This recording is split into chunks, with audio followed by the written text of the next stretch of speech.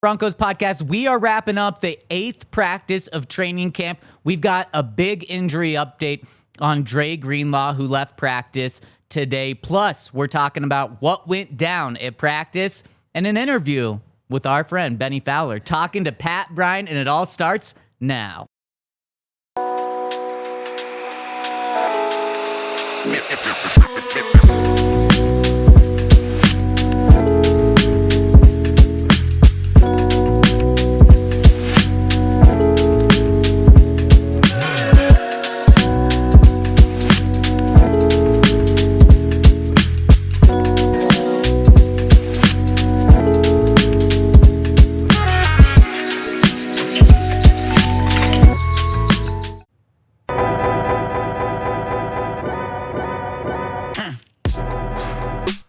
Broncos Country, take a deep breath. It seems like we have avoided a major injury with the Broncos. We're going to talk about it on the DNVR Broncos podcast, live from the Toyota Lounge, driven by your local Front Range Toyota stores. Henry is here. Yahir and Logan are here. And we brought in the big guns. Bennie Fowler is joining us today. Bennie, what is going on? Man, nothing much. It was great to see you guys out there. I love standing next to Henry out there, seeing him scribbling the notes in terms of the plays, caught up with James Palmer from NFL Network, Nick Ferguson. It's good just seeing people out there who are covering the team. You know, it was good, man. It was good to see you out there, too. I saw you play. It was good to see you. You got me into practice today. I did. Yeah, you're big time right there. You're like, oh, yeah, hey, you go this way. You go get your pass. There was a moment when we were standing. It was me, Bennie, James Palmer with Columbus, and Scott Hastings. It's like, wow, this would be the best possible. Well, maybe not best possible. This would be the best basketball team right here at this practice right now. The 5 of us. Oh, let's no, go. You included yourself. Well, no, but like as somebody who was a part of the group, Yeah. like I'm not. It's not me and James leading it, but just like with those three, like Henry, who do you play like? What's your game? let's say I'm like a smaller Shaq, I would say. Like imagine if Shaq was like 5'8". Crazy. All the things that Shaq would bring to the table if he was 5'8". That's about what you're. That's what you're gonna bring to the game. Yeah, like I think I could probably out jump people a little bit more than I could expect, but in terms of like, it's Shaq without the opportunity to use his above the rim skills. It's Shaq without any of the good parts of Shaq. Basically, yeah. Basically, okay, yeah. That's fair. Yeah, yeah. If Shaq was 5'8", what is he? Right here. He's sitting at DNVR. Exactly. What are you saying about here? This is a great place to cover teams like and cover that. sports. I like that. Wait, Exactly. Bennie, didn't you say you were like 6 feet tall for like 6 months? I did. It's one of those on a show like this, nobody really knows. You're already shrinking. Yeah. Wow. Yeah. No, I That's usually tough. I'm not honest about my height like most people because I'm like 5'8" and 3/4. They're like, 5'9", 5'10". I went 5'8". It's honest. 5'8". Like, yeah, it's fair.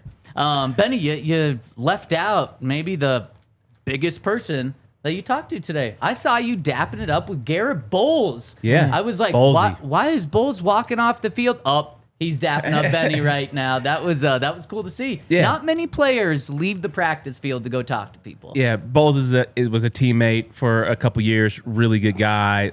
Just love the fact that his career is going the way it's going, and especially after the start that it had. But good to talk to him and just see how he's feeling after a couple of days in pads.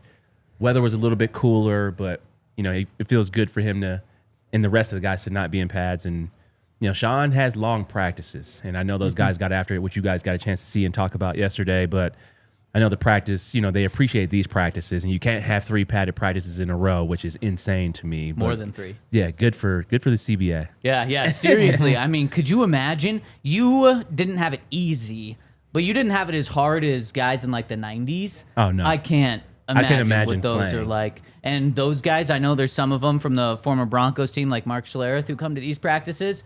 He must be so pissed. Not only are these guys making way more money, they're protected with their health a lot more, and then training camp's so much easier.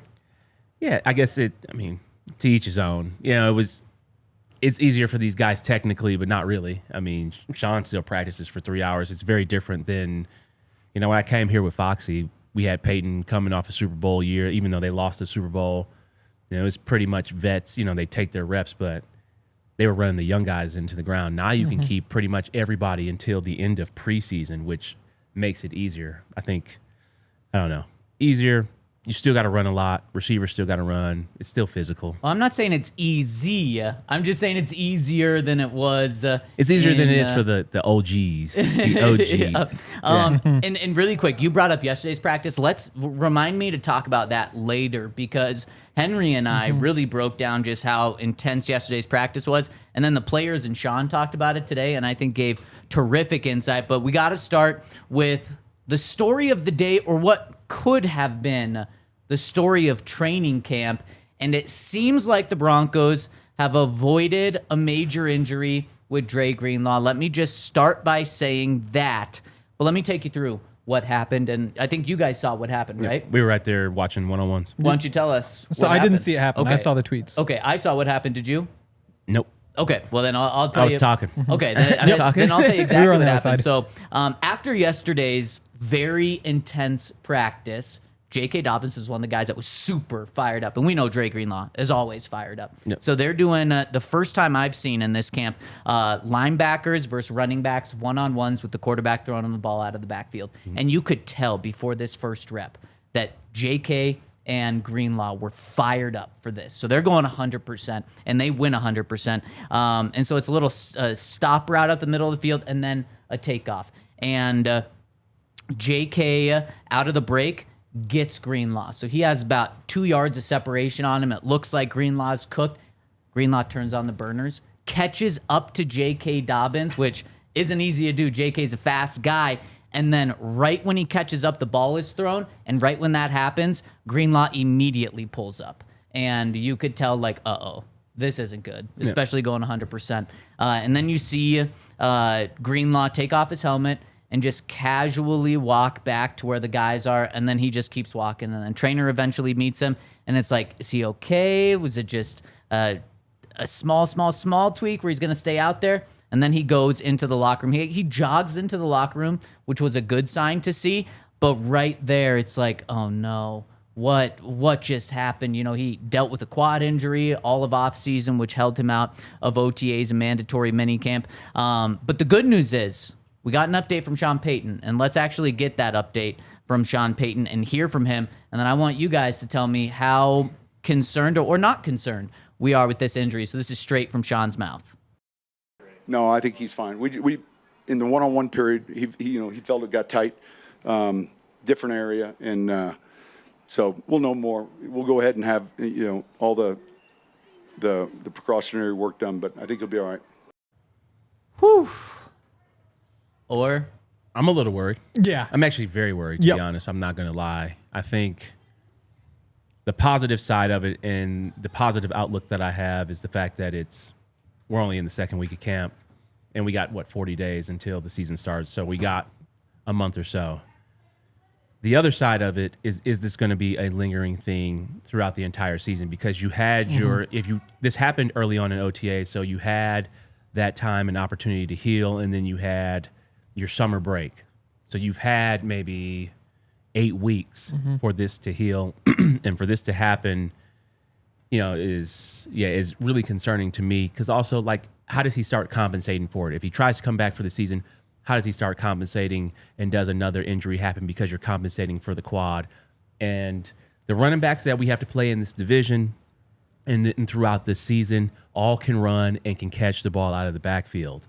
And we need Dre Greenlaw, not just on first and second down. We need him on third down. And if JK, not saying that he pulled away, because clearly Dre caught up, basically how you described, but we need Dre Greenlaw on the play. We need him on the field for 65, 70 plays a game. So I am pretty concerned. Yeah. I mean, he's had so many leg injuries. And obviously, the quad injury that he had in the spring was the most recent of those. There's been the hamstring. There's been, like, dating back to when he first got in the NFL, it's just kind of been nagging in different parts of his legs. So who knows if this is like, you hurt your quad in the spring, so whatever he hurt this time, like, it could be related, it could not. But regardless of whether it's related or not, the fact that this comes up for him so often, it really stinks. And I think there was reason to believe that maybe with the Broncos it wouldn't happen, because they've had such good injury luck, and that it almost doesn't feel like it is luck. It feels like it's something the Broncos are doing that makes their players stay healthy, especially from these sorts of injuries. But to see something like this happen already, it stings, and you hope he's back next week and we never hear about it again. But with the injury history, it's pretty concerning. You want to see him back soon. Saying that, no rush. Please do not rush back. And I know it's probably gonna, especially if there's truly not much wrong. I know it's gonna. What's your not rush back? Is it 2 weeks? If it's a 1 week injury, don't come back for 2 weeks. Okay. Like, I mean, we need to make sure this thing can't be 95%. Because right now, there really is no rush. I so desperately want to see Dre Greenlaw out there at every practice, especially joint practice against his former team next week. But what's more important is getting him to week 1 as healthy as possible. Now, the interesting thing, and you guys tell me if this is good or bad news, Sean Payton directly said this is not the same quad injury that he had in the spring. Is that good or bad? Because I don't know what to make of that. If it's like, oh, it's good, it's a different injury, or... To me, it's still soft tissue. And I worry about soft tissue because soft tissue injuries can linger throughout a season. It's a muscle injury. It's an injury where he's opening up in spring, which he will be doing throughout the entire season. So that is a little bit concerning. Sean, I did love the way he answered this and played devil's advocate, talking about this is going to give a ton of reps to younger guys and finding out where our depth is. We also talked about this a couple of days ago on the show. This is obviously worst case scenario, but you can afford to miss Dre Greenlaw a couple times throughout this season, and that defense will not miss a beat. They still fly around, and they still got incredible talent. You just want that dog mentality on the field all the time to really set the tone. But, I mean, we still got the best cornerback in the league, one of the best defensive players, the defensive player of the year, our Malcolm Roach up front, and DJ Jones and all those guys, and Zach Allen and Nick Benito. I mean, you just got so many incredible players. But, yeah, I would expect the Broncos to be working out with some linebackers over the next couple of days. And if you miss him for like 3 games over the course of the year, say it's Lavelle Bailey who subs in, like you said, like I don't think the defense really misses a beat. It's when you have a guy in for like that prolonged period where there starts to get tape on him and offenses know like what you want to do against that guy. Because we kind of saw with the offensive line last year when Mike McGlinchey missed a few games and Alex Palshevsky came in, and we were talking on this podcast like, hey, is it a conversation? Do you consider keeping Alex in the starting lineup when McGlinchey's back? It turns out he got hurt too, I believe, and so it didn't actually matter. But for a few games, and Sean is, I think maybe today brought this up, or I think 2 days ago he might have brought up, Palshevsky played a few games for us last year, and there was no drop off.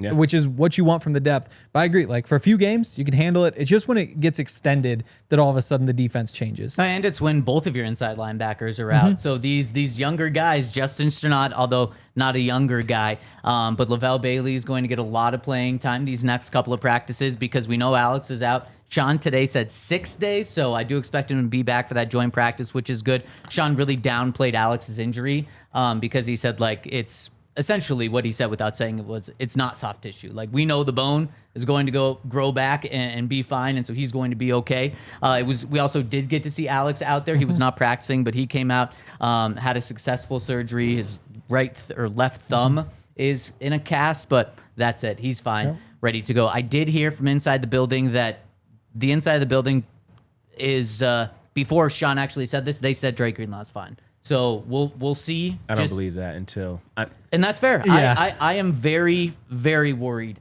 about this, even after Sean telling me, no, he's fine. We used to lie about stuff like that. So I don't trust it at all. Of course, he's saying that until you get back there, or they'll probably get him an MRI.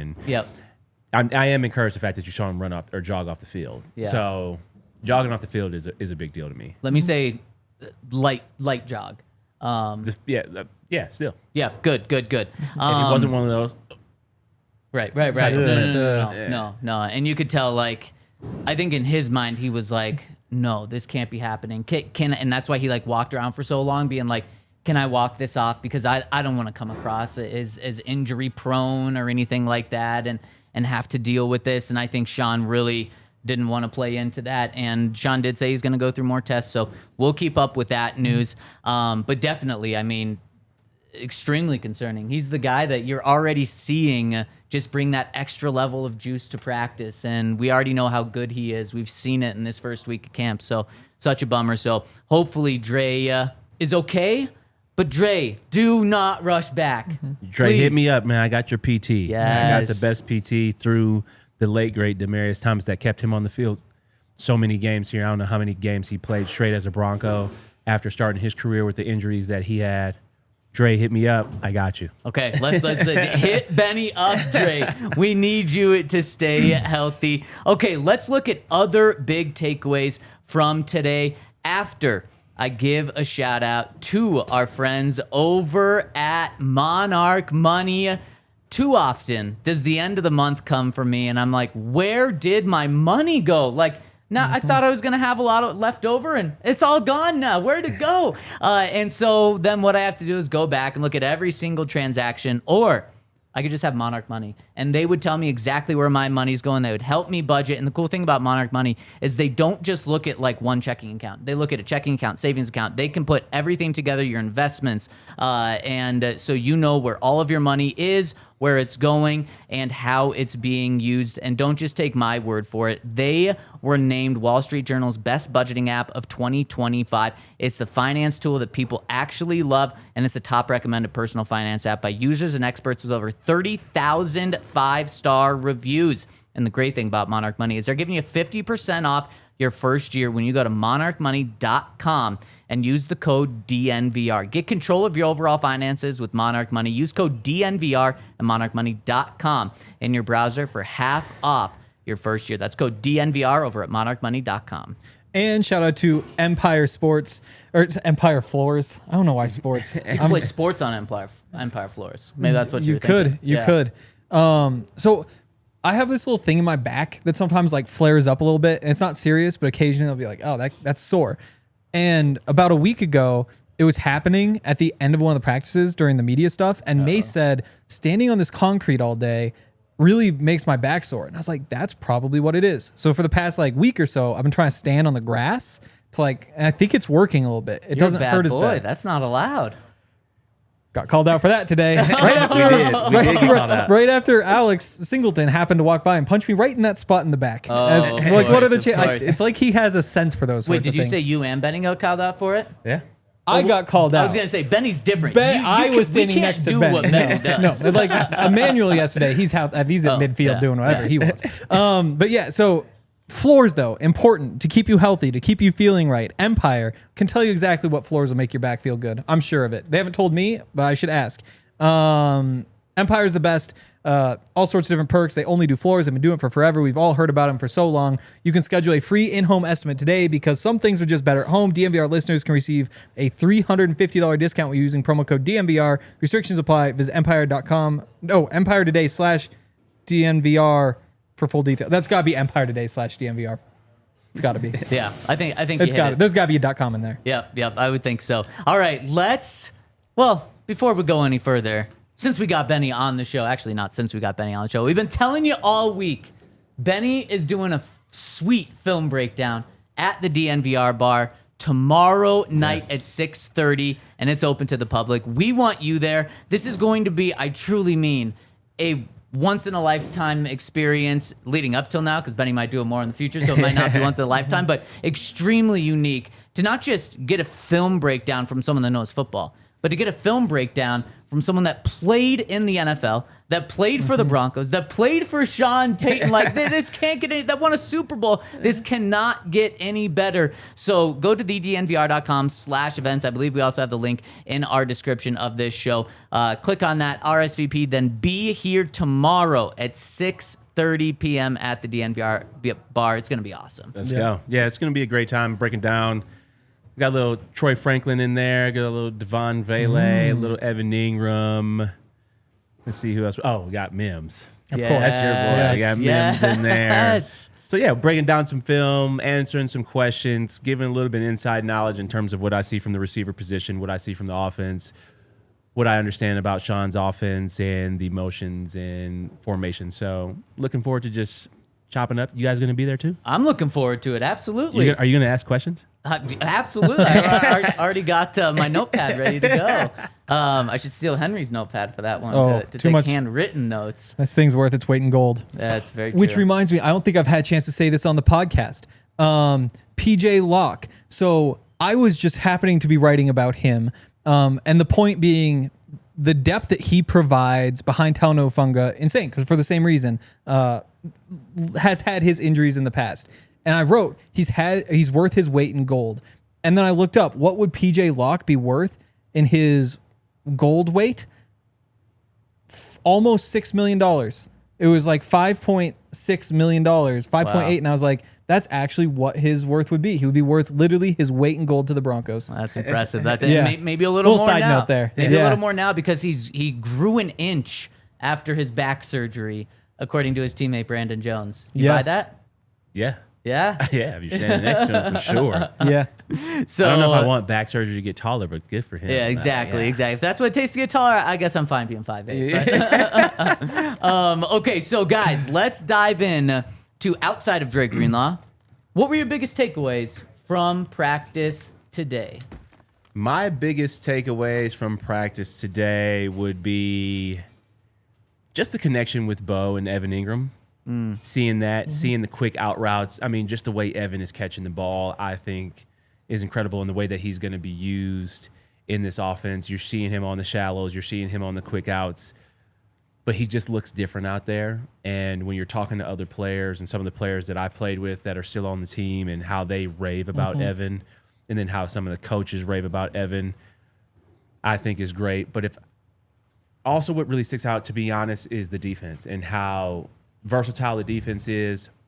I caught up with Hufanga after practice, just a little side chat as he was walking off the field and gave him one of the bro hugs. Number one, he's just an incredible dude. Yeah. But they are just so good and they are so fast. They are around the ball, and it's hard right now for our offense to complete a lot. It's hard to find completions, but that's because our defense is so good. And it really reminds me, not necessarily when Payton was here, because it was a lot of back and forth with the defense, because Payton was, he can find completions anywhere and he will find them. But the years after Payton, when we had Trevor Siemian and Mark Sanchez and I would say younger players and players who didn't have all the experience of a Peyton Manning, our defense was always not necessarily beating us in training camp, but they were just flying around. It was hard to find a lot of open areas. Yeah. And I think when you have a number one defense, which we had 3 out of my 4 years here, yeah, practices are hard, but I think they're going to do and have a lot of success in that joint practice against San Francisco. And I think some of those quarterbacks are going to be surprised. Not some of them. All of them will be surprised at how open things will be during preseason and then get into the season because how hard it is. And then I asked Talanoa Hufanga, what is the biggest difference right now with your incredible San Fran defenses, which were top 10, top 5, to playing with this defense? And he just talked about the versatility of everything that they can do. Like San Francisco, cover 3, we're going to make you beat us. We don't need to blitz. We're going to rush our 4, and we can get home like that. He was like, man, we're bringing people from the left, the right, 2 people at the same time, mixing and disguising coverage. And I think when you think about who we're playing this year in Joe Burrow and Jalen Hurts and Mahomes, being able to have a diversity of looks only is going to confuse those quarterbacks even more. So I'm super excited about just how well the defense is coming along and how fast they're playing. Also, Pat Bryant had a nice catch, nice little sail route catch. Yes, he did. Made an incredible play later on in practice, and that man catches the ball like a dude. So yeah, it was good to see him and got a little interview with him. But when I was standing next to him during the interview, I was like, oh man, you're a man. Like, Yes. Yeah, you are. Yeah, got some solid size on you. So. Yeah, those are my takeaways. I don't know, that was a lot. Yeah, I absolutely love it. And just going back to the versatility on defense, there's a chance that everyone on the starting defense has had a sack or a quote-unquote sack this training camp so far because Vance is bringing it from everywhere. You're seeing Alex come. You're even seeing Pat come a couple of times. And Talanoa, I mean, he's going to be a piece that plays everywhere on the field. So I think it's that's such a great point. And I can't wait to see the flow out of the helmet for him on game day. Yeah. Oh, it already looks so good. It isn't. It's impressive. I mean, talk about just Troy Polamalu 2.0. That's the guy he looks up to and that's the guy who he's been working with since I think high school. It dates all the way back to high school that he reached out to him. He told you that, which we heard on this show. So really, really cool. Yeah. Yeah. I'd go. This is a big picture one, because did you realize what you did? I did. Good. Yep. And Yeah. I just blew right by it. Yep. I just kept going. Talking about Pat's coming. They're all yeah. Yeah. There was a whole list there. I think my big takeaway is big picture, and it actually comes from talking to Parker Gabriel from the Denver Post after practice. He asked me, "What's your biggest hot take from this training camp?" And I don't really have one. And he kind of agreed. Like, this is just not a training camp where there's a lot of like, oh my goodness, like this is happening or this is happening. Like Troy Franklin's been playing really well. But typically at this point in camp, we're saying, look at these 3 undrafted guys who look like they're going to make the roster. Or look at this vet who, like, is he going to be unseated? Or typically here, there's a quarterback competition, so there's a lot of hot takes. But to me, my biggest takeaway from today is that it's really sinking in. This isn't a camp where there's a lot of, like, massive surprises. Like, the defense looks really good, especially up front. They look really good. Evan Ingram's doing Evan Ingram things. Pat and Court are having some good battles. Pat's beating him basically in the team drills. Court's beating him in the one-on-ones. Kind of what you'd expect. And when you go through the whole list, there are very few things that stand out to me as surprises. And I would just say it's a good football team who looks like they're playing well, and they're kind of just doing what you expect, which is impressive when expectations are as high as they are. Well, and it's something that I thought about going into camp is this should be a boring camp. Because you don't, in terms of the media. Yeah, in terms of like what you're watching. Yeah. Exactly. Like it should be like, okay, the defense is good, no injuries, make it boring as well. There's no headlines there. And then Bo, he's good. We know that he's a good quarterback. So the only thing that would really stick out for Bo is if he's like really bad. And then that's newsworthy. So a boring camp is probably what good teams have. Like now, from the TV perspective. And yes. Headline perspective. Exactly. Trust me, camp isn't boring to them. No. The competition level is crazy. No. Yes. Of course not. But I just have to imagine, like, with the Patriots, when they won, was it like 15 straight division titles or something like that? When they're doing that, I can't imagine that there's big headlines coming out of training camp day in and day out for 15 years.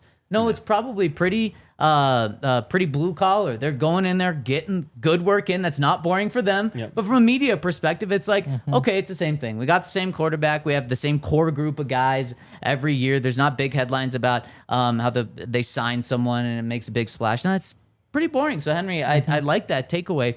My takeaway, speaking of the core group of guys, and Bennie, I got to give you a shout out for this because you were the one that kind of phrased it like this after practice, and it really stuck to me, and I completely agree with it, is this practice, the Stars came out to play. Yep. And that was something so nice to see because we haven't talked about Pat Surtain all camp just because he's been like shutting people down and not getting beat and not making big plays. He's just been Pat Surtain, a lockdown cornerback. Well, today he had his best day of camp so far. He had a beautiful pass breakup on Courtland Sutton down the left sideline. Bo was going for him for like a 30-yard touchdown, 40-yard touchdown, and it looked like Court had it, and it would have been a tough catch, but then Pat was right there to break it away. He also had another pass breakup, and then he should have had Bo Nix's first interception of camp so far. Bo hasn't thrown a pick yet? He has not thrown a pick. He's had a couple like this. He's had a couple like this, or maybe hits a guy right in the hands or in the chest. And today it was Pat's turn, and he wasn't able to hold on to it. Maybe Bo throws an uncatchable ball for defenders and somehow catchable ball for offensive guys. That's why it's not because Bo throws a ball to defenders a different way. So it was great to see Pat step up.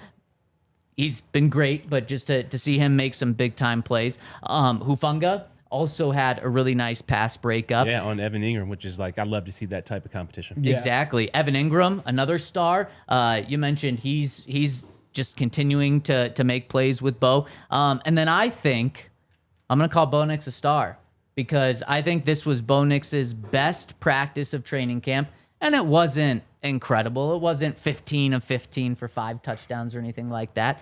But yesterday, Ryan asked the question, should the Broncos consider putting their first team offense against the second team defense because the first team defense has been so good? And we said no. It's too early. Absolutely not. Thank you. That's what I said. No, you don't do that for many reasons. But then I love how Bo, because it's kind of getting to that point of like, okay, let's start seeing the offense win. It's a week into camp. Let's see them win one day. The Broncos offense didn't win today, but we saw Bo take that step up specifically when it mattered the most at the end, when they're in that red zone period, and Bo Nix goes out, has an incompletion, and then goes 3 straight completions, including 2 touchdowns. I really like to see the way he finished practice. I don't need to see the offense necessarily win the day in terms of like they just dominate the defense. Number one, it's just not going to happen because we got the number 1 defense in the league and we have a younger team. Number 2, during training camp, the most important thing for Bo and the offense is to install the entire playbook and get that down and get that rep. They have to get things repped. Defense, you got 10 calls and you're going to run those, and you're going to run those for the rest of the season. Bo, we got to install 150 plays, and then we got to install 46 formations. Like, so I don't necessarily care about that. They might not be the defense until later on next week. Won't really matter at all. You're going against the best defense. The reps that you're getting, the reps in the way that, in the different coverages that Bo is actually getting a chance to see because of Vance's defense is only going to help him in the long run in terms of this team. So I don't necessarily need to see the offense win at all. I need them to install the plays, and I need Bo to get the reps in terms of, okay, if your first read isn't here, where's your second and third read, and how fast can you actually get that done?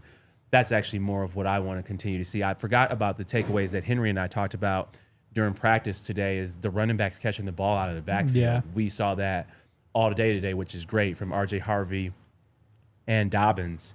Them both catching the ball out of the backfield, I thought was a super positive, that they are now looking for these guys, not only flare routes, but even, semi routes straight out of the backfield, quick outs, and Bo was able to hit a couple of those and Stidham. And so I thought that was also another takeaway that, we didn't talk about. Yep, and let's continue to break down what happened at practice today and hear a little bit of Bennie's interview with Pat Bryant after I give a shout out to our friends over at Toyota. If you need a new car, you got to check out a local Front Range Toyota store, because there's so many stores that you can check out, which make it easy, but there's also so many cars. Any type of car you want, whether it is a truck, whether it's a smaller car, whether it's an SUV, they've got it all. Yesterday, I saw an iForce Max Sequoia Premium on the road, and man, it was such a good looking car. And I pulled up next to it at a stoplight heading onto the interstate, and this car's much bigger than my car, so I'm like, I'm gonna burn him off the line. I knew I wasn't going to, because my car is not nearly as powerful. You tried to do that to me today on the way to practice. Yeah, I did. And what'd you do? You got behind me. I beat you. No, I actually thought you were a policeman. And I was like, uh-oh, this guy's like pulling up next to me right now. You thought I was a cop? Give cop vibes. The car that you were driving gave a little cop vibes today. So this Toyota, it's so much bigger than mine because it's a Sequoia. I think it might be their biggest car. Because of the iForce Max hybrid engine, it took off. I was eating their dust the whole way down the highway. So if you need a Toyota and to get that iForce Max hybrid engine, check out a location near you. AutoNation Toyota, Arapahoe and Centennial, Courtland Toyota and Boulder, Group Toyota in Littleton, Mountain States Toyota in Denver, Stevenson Toyota Eastern Aurora, and Stevenson Toyota West in Lakewood. Toyota, the official automotive partner of the NFL and the official vehicle of DNVR. Let's go places. Also, shout out to Red Hawk Roofing. I was thinking about practice a few days ago. That'd be nice if they just built a roof, over the practice facility, and You're then the whole one time that hates roofs. No, and that's why I was thinking about Red it. Hawk Roofing, because that's but, where the stadiums. when you for like an actual game, you play in the weather, like it's part of it. Like the fans it's Sunday Night Football, so it looks like it's night. You it's practice not like in the weather too. You practice how you play. Yeah. I mean, what we call him now? Coach Prime. We call him Coach Prime now. What did he say about I almost said Dion, and it makes Ryan so mad. I'm trying my best. Coach Prime said something about practicing in the rain last year. He said, like, somebody asked him, like, are you going to practice in the rain with wet balls because it might rain then? And he said something like, nobody asked about practicing in the not rain or something like that. It was just a nonsense thing. But that, again, like you can't control the practice. You don't know the practice weather is even going to line up with the game day weather. You can still keep it cold. If you wanted to, you can make the balls wet or whatever. I think that for practice, you could have a roof. And if you are going to have a roof, Red Hawk Roofing would be nice because it's so hot out there, and Maybe they would the do a Pat great job. Fieldhouse has Red Hawk Roofing. Maybe. It's not the prettiest roof. I'm not gonna. Oh, okay. Then it's It definitely doesn't. not I don't get Red Hawk Roofing. vibes from that roof. I think of them for like a different, like nice, pristine roof.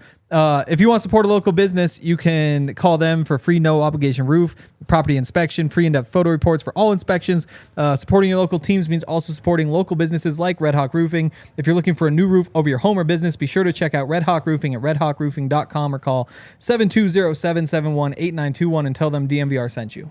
Yeah, your car has like the undercover cop. So I don't know if I like you calling me a cop.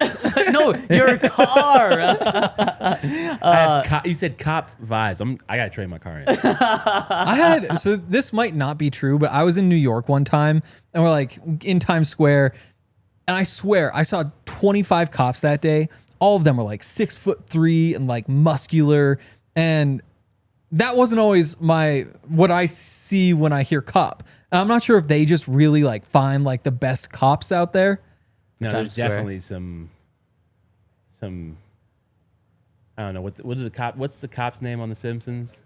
Oh, No idea. Yeah, Wiggum. Yeah, Chief Wiggum. Chief Wiggum. Yeah, There's definitely some. New There was York- some- but like you cops remind me like of like that. you could be like a New York cop, like tough, Yeah. scare the bad That's guys. exactly what I said. Chase them I down said, alleys. you're the scariest one out there. Somebody Benny. said Benny can arrest me any day.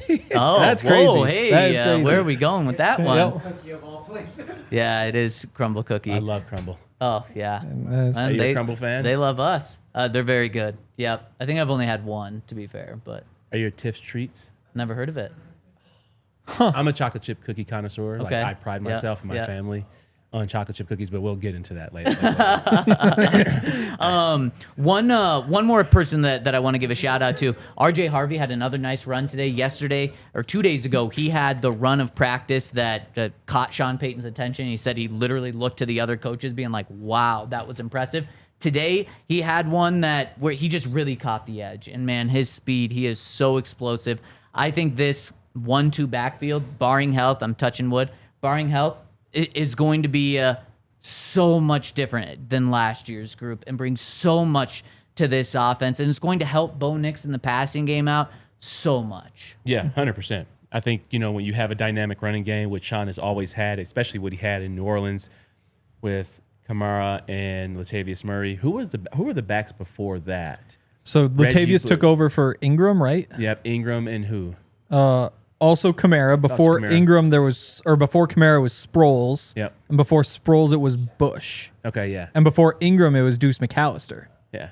So you got different running backs that Sean has worked with, but always a 2 running back backfield, running back by committee, but running backs that complement each other. And I think what JK is going to be able to do in between the tackles, as well as RJ, but then also the passing game and these screens. I mean, it's hard to do screens in practice, so we've yet to see that.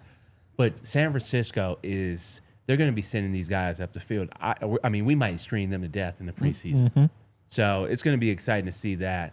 I can't wait to just see RJ Harvey just break one down the sideline.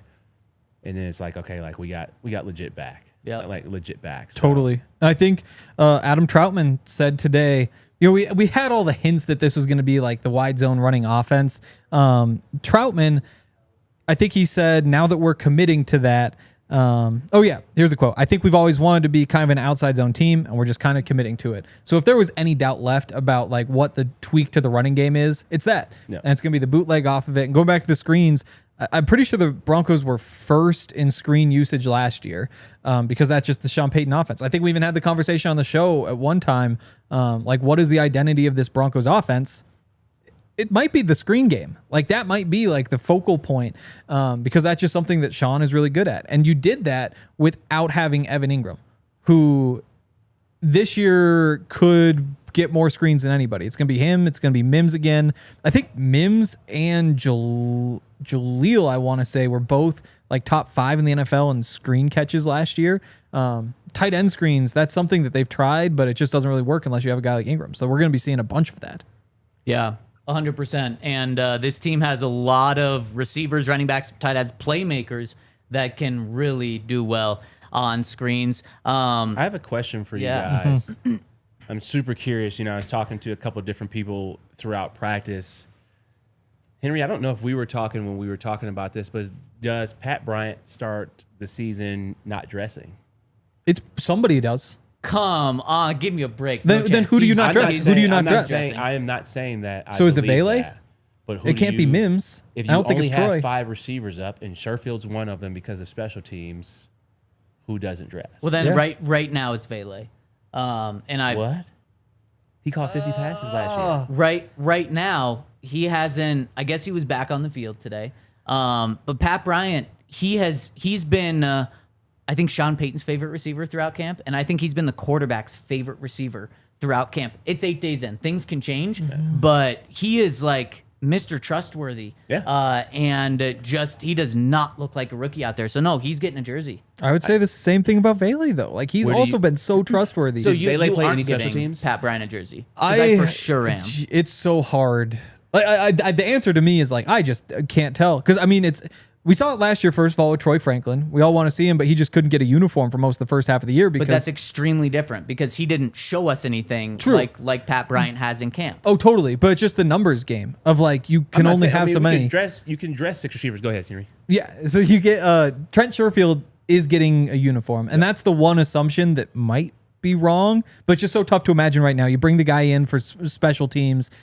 We saw Pat Bryant yesterday try to be a gunner, and they were doing like the gunner jammer drills. Jade Barron and I want to say DTY, I could be wrong, kept him at the line of scrimmage until the ball got to the returner. And so like we got to see some special teams from somebody there because this just isn't a group that's good special teams. Point is, you have basically 3 uniforms for Mims, Franklin, Vele, and Mims he's and got a Bryant. uniform. No, Mims is your returner. He's a pro. All pro. So To me, there's 3 guys that are a lock to get a uniform right now, and that is Court, that is Mims, and that is Pat Bryant. And now in front of Sherfield, even. Yes. Yes. There's those just three- no Bryant's your way. lock? to get a he's, uniform? He's one of the 3 locks. Yeah. Yeah. Wow. He's been that again, I'm not- unless something changes over the next few weeks, he has been Courtland hasn't done a lot of team because and he's still working his way back into team. He did play the most team that we've seen today, specifically with Bo. But so even including Court, Pat Bryant's been the most. He's caught the most passes. Troy Franklin probably has the most yards because he's caught the deepest ones. But Pat Bryant has caught the most passes. Yeah. It's going to be interesting to see. I think it was an interesting question that we were It's talking a about. great question. That we were talking about on the sideline. And I think that's something that Broncos Country should be excited about just based off the fact of the competition level in the receiver room. Yeah. If Pat Bryant's making that many plays, he's going to be on the field. But it does start to get interesting because Vele caught 43 passes last year. I think Yeah. Troy caught, 39 or 40. And then I think Mims is on the field regardless. He's your returner. And he's your dynamic playmaker. So he's got a uniform for sure. Courtland's got a uniform for sure. I mean, Troy, in terms of his camp and where things are going right now, if he continues to excel the way he's excelling, I think he's for sure getting a uniform. Yeah. So now it comes down to Vele and Pat Bryant. And then how much can you design around those two in terms of who's the better blocker, which I think Pat's a great blocker too, and he's blocked. And yeah, I mean, I know why I know why the quarterbacks like Pat Bryant in terms of his catching and his dog mentality. And, he talks a little bit about it in the interview, but it's going to be interesting for that last receiver position. Maybe Trent Sherfield. Yeah. You brought him in here for special teams. Maybe you find a way. Hey, Pat, you got to play special teams. You're Right. that good on offense. You got to find a way. I know. Right. It's just Yep. You're not Again- playing gunner. He's not playing gunner though. Exactly. Not playing And that's the tough part. And just to check these numbers real quick. So you're going to have at least 2 quarterbacks. You're going to have your 8. Really quick, you're only going to have 2 quarterbacks. I can't Okay, believe, yeah. I can't. No, not just you. I can't believe the number of conversations I have with media out of Broncos that are like, well, no, you might keep 3 On the active roster? Absolutely not. No. No way. No way. So, anyways, yes, Yeah. only 2 quarterbacks.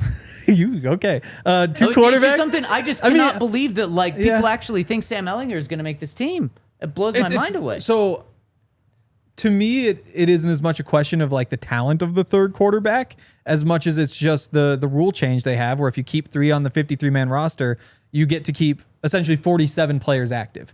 And that quarterback gets the free uniform. And so, but it still takes up one of the 53. One of the 53, exactly. And so that's why, like, if Sean decides I'm not willing to risk that we could lose 2 quarterbacks in a game and have it come down to we have to put a position player in there, like that's more so the decision to me than like the talent of the quarterback. This year in particular. Last year you keep Zach Wilson because for multiple reasons. Really quick though, if you're down to your third quarterback,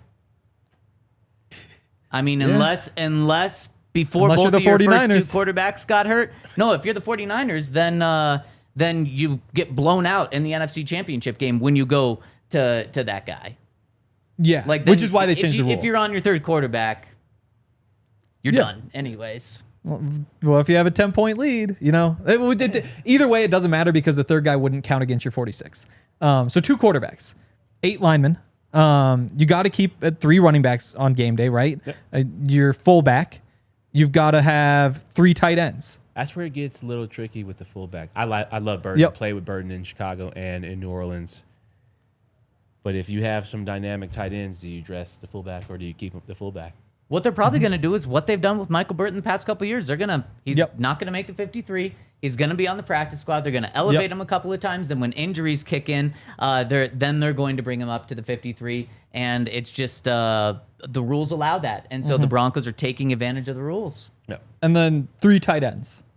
You got to have 3 on game day, right? Yep. And so if you keep 5 receivers, that would mean you have 22 on offense, 21 on defense on game day. So 6 would be 23 and 20, which is just unreasonable, which is why it seems like you're going to have to choose one of the receivers to not get dressed. Just for those who didn't follow the conversation. So then right now, who if you have to not give one Super of these Bowl guys, year, we dress 6 almost every game. Really? Receivers? Demarius, Emmanuel, myself, Bubba Caldwell, Cody Latimer, and Jordan Norwood. We dressed pretty much. I mean, but then when you go back through it, you've got Norwood returning. Yeah. You've got Latimer. I think even Bubba was good on special teams, right? We all play special teams. Yeah. And so you can find a way that way. Yeah. To me, it's different when, like, we haven't seen anything from Troy on special teams, and the bigger Troy might be able to find more of a lane for himself.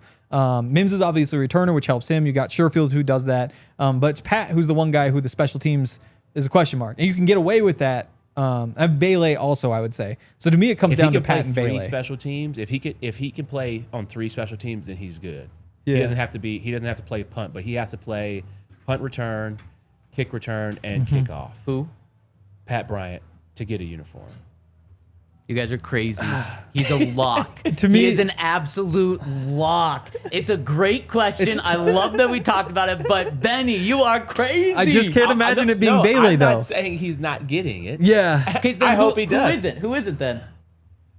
Right now, if I had to go out there, I'd find somebody to replace Sherfield. On the team, on the 5.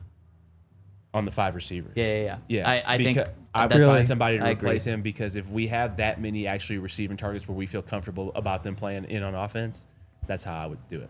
Yep.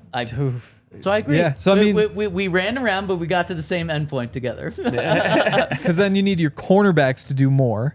So who are you not giving? I mean, to me, it's probably down to Bryant or Vele. I don't buy that Sherfield isn't part of like your core special teams unit. But to me, it's Bryant or Vele because I don't think it's Troy. It's certainly not Marvin, and it's not Court. Fair. And so that leaves me with 2, and I'll flip a coin. Do you have a coin? Oh, it said Pat's not playing. Oh my! I know it's crazy, but I think my goodness, Devon Bailey's so trustworthy. I'm not. No. I am bothered. I'm like been watching the best wide receiver out there, one of the best, I should say, at camp. And then also he's your 3rd round pick. Also, Sean Payton loves him. Also, if the guy goes out and continues to do what he did after Sean Payton used a 3rd round pick on him, after Sean Payton compared him to Michael Thomas, then like. He talked about traces before he got on the field, but as Gary Kubiak would say, we're fixing to find out. Exactly. I also love somebody. I can't remember. We didn't have time to get to the question. Somebody in the chat asked, "Is it fair to compare Pat Bryant to his comparison being Larry Fitzgerald?" What? The answer is of course not, because otherwise he would have been picked before Travis Hunter. No, it's not fair because he's Michael Thomas. He's not Larry Fitzgerald. He's Michael Thomas. Let's get the comparison right. We can't compare him to what are we talking about? You're talking about pure biomechanics and the way he moves? I'm talking about 47 catches. 69, no, I'm kidding. right? 169, that's what it was. That's insane. That's insane. That is insane. It is insane. Okay, so we got Not more. 100, it wasn't 160. Was it 169 catches? No. I thought it was 149 catches. 149? Must Maybe be. that's what it was. I think it was 49, Whatever yeah. it was, it still is the most, even Yes. though we've added a game on to the season since he did that. Just insane. I love this conversation. We got more to get to, and really quick, just a couple of updates, quick updates from practice today. Saturday. Benny, I know you're going to be out of practice on Saturday. Can't wait. Damn good practice to go to, because that's going It's to gonna be be a pads, scrimmage yeah. format, Yep. as what Sean said. So maybe not a full scrimmage, but the closest thing we're going to get to a scrimmage outside of joint practices. It's gonna be so physical. Oh, it's going to be awesome. I wish Greenlaw was practicing. I know. It might be. Don't you dare say I that know. right now. Don't you? He's sitting. We No. can't have him back. No, I'm just saying. No, I if agree. nothing happened today, I I agree. wish Greenlaw would be practicing for that scrimmage because, man, he would just bring such incredible intensity. Yes. I would not want to be on the offense.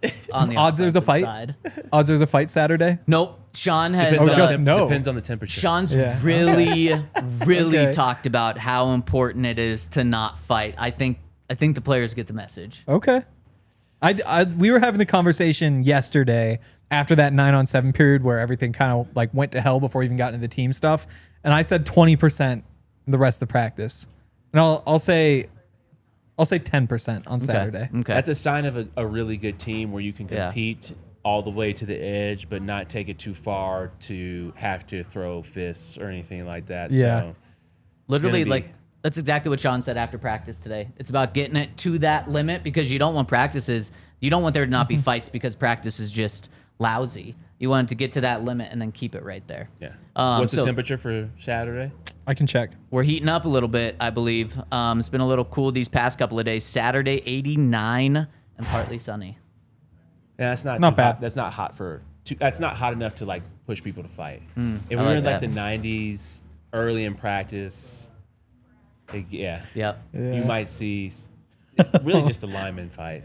Couple more notes really quick. Devon Bailey was back at practice today. He missed the past 2 practices, I believe, so it was good to see him out there.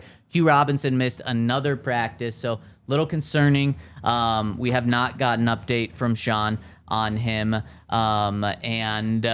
Yesterday, I just got to get to this really quick. We talked about how intense yesterday's practice was and how it felt like to me the first day of pads and like, man, this felt like training camp.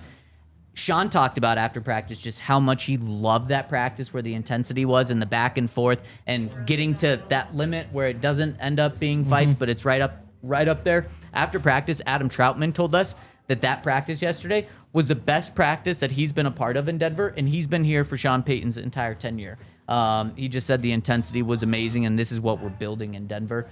He also said that J.K. Dobbins brings some, quote, shit to the field in terms of the trash-talking ability. So we talked about it yesterday, and the offensive guys are noticing it. Like, hey, this guy is going to be talking, and he loves it.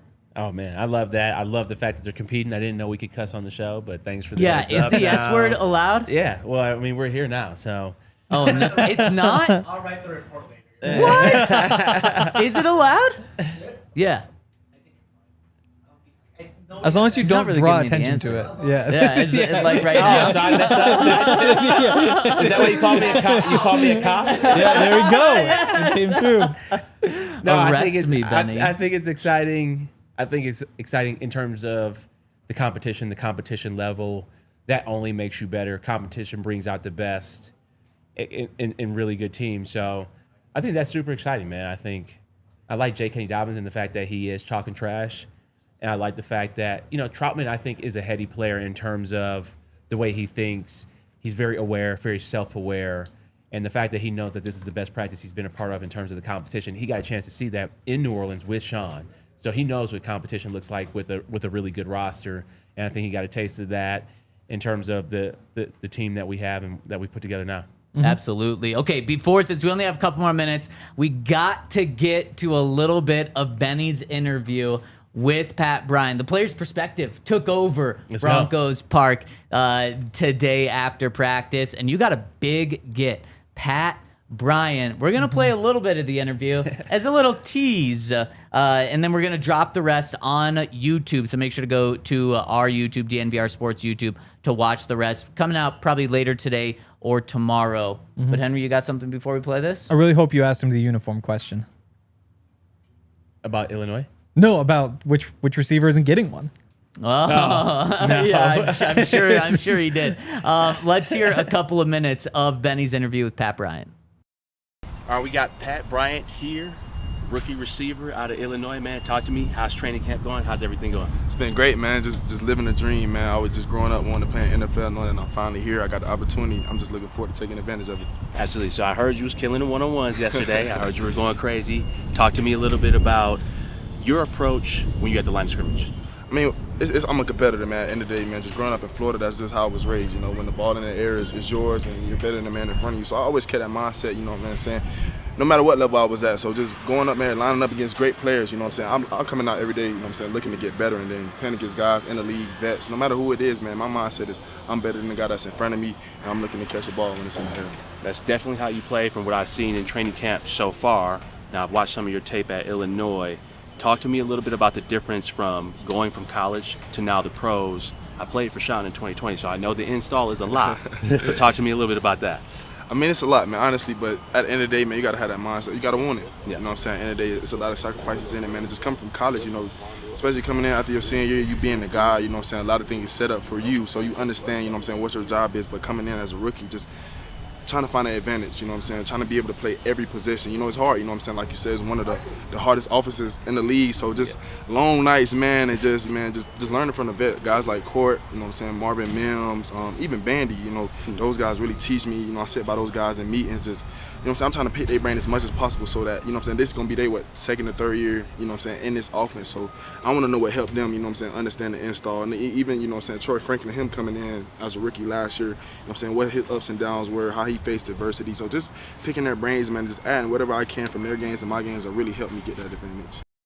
I love it. I want the full interview right now. I'm going to be going to our YouTube page to watch that when it drops. Man, he just doesn't look like a rookie. He doesn't act like a rookie on or off the field. And you can just tell why coaches love him. He seems extremely smart. Yeah, he's got a dog mentality. I love the fact that he just talked about how much he's studying, how late he's staying up to study the plays, study the installs, and really understand the concepts of playing NFL football, where you're not going to be the target. This is not Illinois. You are not going to be the focal point. Courtland's the focal point. Then you got Evan Ingram. Then you got other people on different plays.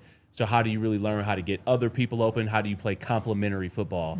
Complementary football, meaning for the audience out there, is that, okay, if it is a zone route or if it is a man route and it's set up for Courtland, how do you get, a little bit of a pick play to help his defender fall off so he can have the catch and run opportunity? It's one of the things that I learned from guys like Demarius and Emmanuel and Wes Welker, is really learning how to play complementary football as a receiver, because everybody has a job to do on the offense. And then when you have guys like Courtland and Evan, you're not going to be that focal point. So how do you make sure that your route looks like you are getting the ball, even though you may not? Man, and Benny, after watching you stand next to Pat, I think you got a couple plays left in you. Absolutely I think you need to get out. Absolutely not. I don't know. Okay, No. let's get to these super chats before the show is over. First one coming in from our friend Jacob Weddle, who says, super stoked that we signed my guy Garrett Nelson, G. Nelly from Nebraska, one of the only bright spots from the Frost era at Nebraska, plays with so much talent, genuinely a fantastic human. He was a special teams demon in the UFL as well. He deserves it. Yes, Jacob, thank you. The Broncos did make a roster move. They moved on, or actually they put Johnny Walker on the injured reserve and signed Nelson from Nebraska. So we'll keep our eyes on him at outside linebacker. Nick's out for Harambe. Wow. Says, how do I conceive my fiance? Not conceive. Wait. How do I? Convince. Whoa.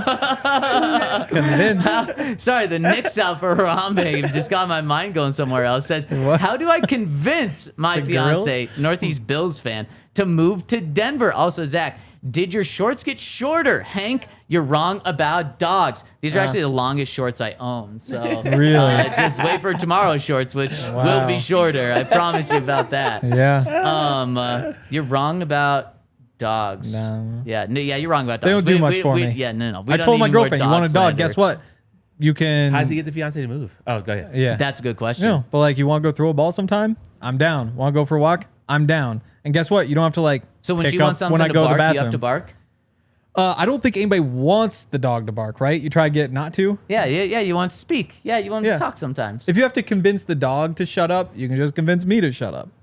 It's not very easy, I can tell you that. That's true. Pooping on the lawn? You don't have to. It's the same Wow. as a dog. Benny is going to tell us how to convince your fiance to move to Denver from Buffalo. It should be an easy one. In overtime, we're going to thednvr.com to finish the show in overtime. All right, Benny, how do you convince a fiance to move from Buffalo to Denver? I mean, Denver's just number one. Colorado's a healthier state. The most sunny days in America. I mean, 300 days of sunshine. The Broncos are better than the Bills. We're going to be better than the Bills this year. Love it. Let's see what else. I mean, just good hot I take. mean, incredible people. I mean, people are just nicer and happier here because we have the sun. So seasonal depression is real. Come out to Denver. It's the best out here. Pretty I sure love it. Buffalo is the only city in America, well, like real city in America, that has never had a 100-degree day. Wow. That's kinda crazy. fun. That's a nice stat. Also, Thank you. It's Buffalo and Denver. Like, that's all you need to say. Yeah. It should be an easy convincing, but Benny gave you all the details. And final one coming in from Rocker4JC says, "Go Broncos! Thinking about nicknames for our starting running backs. Have you heard anyone refer to them as RJK?" We've had some joke about it at some point. RJJ, but no. RJK. I'm not picking up on it. Is that a reference to something? RJ and JK. Combine Oh, it. There we yeah. go. There we go. That is a tricky one. Wow, That is a tricky we're one. over an hour into the show. My Yeah, brain it's- is it just was hot fried. out there today. You're Yeah. excited for practice on Saturday. You just can't wait for the scrimmage. Yeah. You can't I'm get ready over to the fact go. that we're talking about Pat Bryant not having a uniform. Yeah, that just blows my mind, especially when he's on the show today. Like, what are we doing? Yeah, I'm convinced Bailey's not getting the uniform. All we just threw out some scenarios in terms of who gets a uniform. And it was such a good question that I just can't wrap my mind around it. That he might. No, I'm not even going Yeah. there. I'm not even going there. If you picked two of the safeties, outside linebackers and inside linebackers to only have 3 players active, you could make it work. But you'd have to go with 3 on 2 of those positions, Yep, I'm which would doing be it. tough. Well, or just So you go 3 at safety and say, like, Jaquan, we're going to cross train you. We could put you back there if we need you. And then linebacker with Greenlaw, Singleton, and 1 backup. Is that enough? I don't know. All I know is Pat I don't Bryant's know. making It's- the team, and that's all we have Of course time he's making for the team. today. Or yes, Oh, making the opening 50 day days, roster, getting the yeah. roster. Yeah. This was an absolute blast. Shout out to Benny for talking to Pat. Shout out to Henry for being at camp. Shout out to the producers we had, now a squad of producers we have running this show behind the camera. And shout out to everyone that tuned in with us. Make sure to become a diehard. Go to thednvr.com/intro to become a diehard and join us tomorrow. We've got 2 things going on tomorrow. We got our show at 2 p.m. and then Benny's event at the DNVR Bar at 6:30. We will see you tomorrow. Have a terrific Thursday. We all silly like the mayor.